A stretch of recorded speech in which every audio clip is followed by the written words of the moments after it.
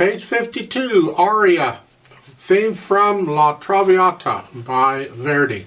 An aria is just a vocal solo in a opera. That's what they call it. It's an aria. You have a chorus and an aria and all. Okay. La Traviata is an opera, and Verdi was a famous composer mainly of operas. I have a few things I want to point out here, starting with the right hand. Look at this fingering. You're one, and then the fifth finger's on an E. And you're going back and forth, so you're going to have to leave your hand in this position. Watch the counting. This is in 3/4 time with a 1-beat pickup. So it's like 3, 1, 2, 3, it's tied. 1, 2. The staccatos are really, really important. They're always important, but again, in this piece, they really bring out the piece. If you listen to a recording of this, you'll understand what I'm talking about. So that first line is 1, 2, 3, 1, 2, 3, 1. The next line is it's tied over to the next measure. So 1, 2, 3, 1. Watch the fingering in the third measure, the D, and then a third finger. The third line there, bring the thumb down to the G for the second measure. And you're going to repeat all that again, blah, blah, blah. Third line, last measure, thumb on the C, because you just played it with the second finger here. Now this is a little tricky because it's using the weak fingers, but it's good exercise, so I recommend it. Last line there on page 52, fourth finger on the F. And then you're using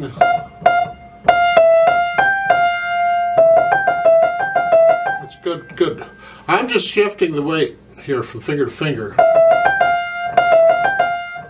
You can't really see it because the motion is very small, but that's how I do it. Going on to the top page 53. Now third finger. Don't forget the F or C sharp. Going on, the last measure of that first line, that is the C natural.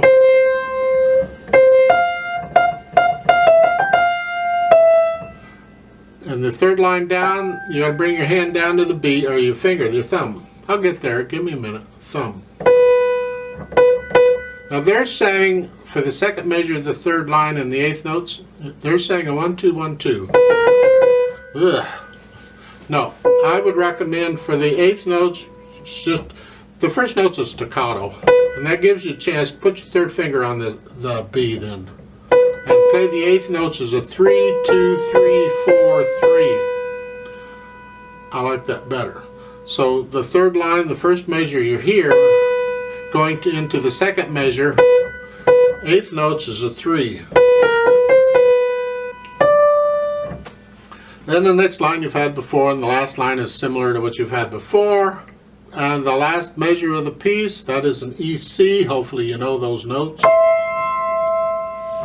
The only pedal they're showing is the last measure of the piece, and I think that's a complete waste.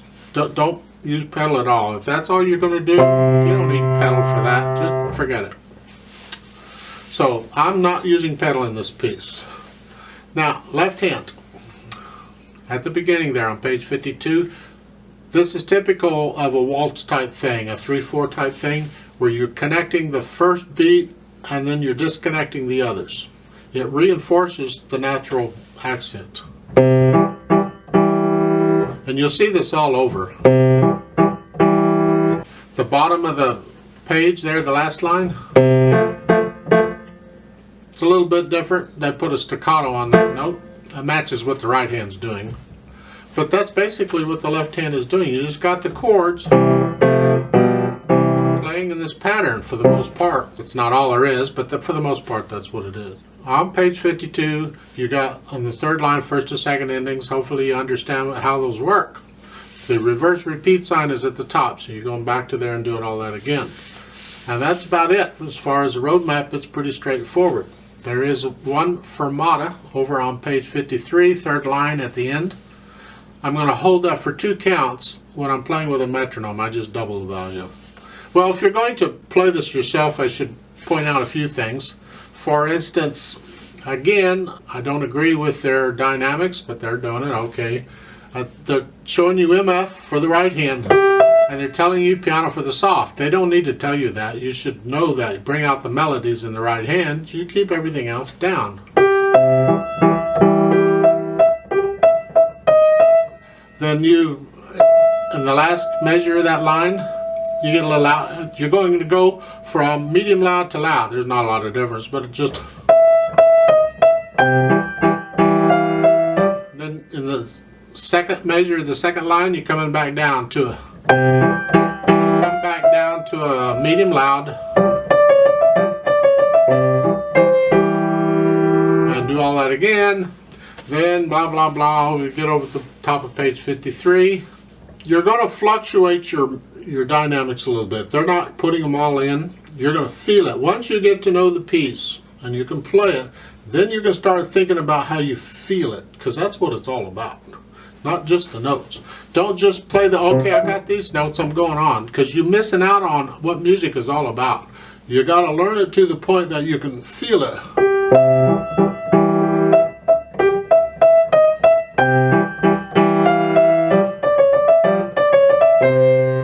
And once you got it to where you can feel it, then you're going to fluctuate the dynamics a little bit. You're a little louder, a little softer, a little whatever.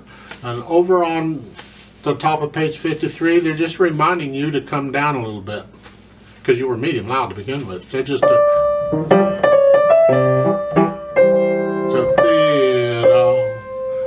and then you go on.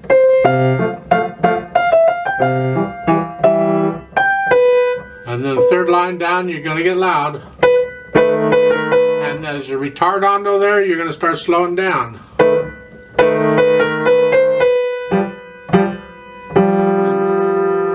And then a piano, that note, the D, and for real, you just hold this until you're sick or tired of hearing it, and then you go on. But that's soft. And then you,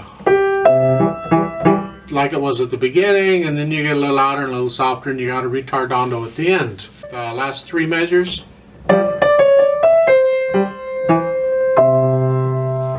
Experiment and see, make it your own on these dynamics and the feeling you're doing. Let's do this together really slow, just to check notes and rhythms. I'm not going to do a lot with dynamics and all that, so I'll leave that to. So there is a one beat pickup, so I'm going to give us 2 counts, and we're going to start. So the right hand is here, left hand's here. Okay. Ready, go.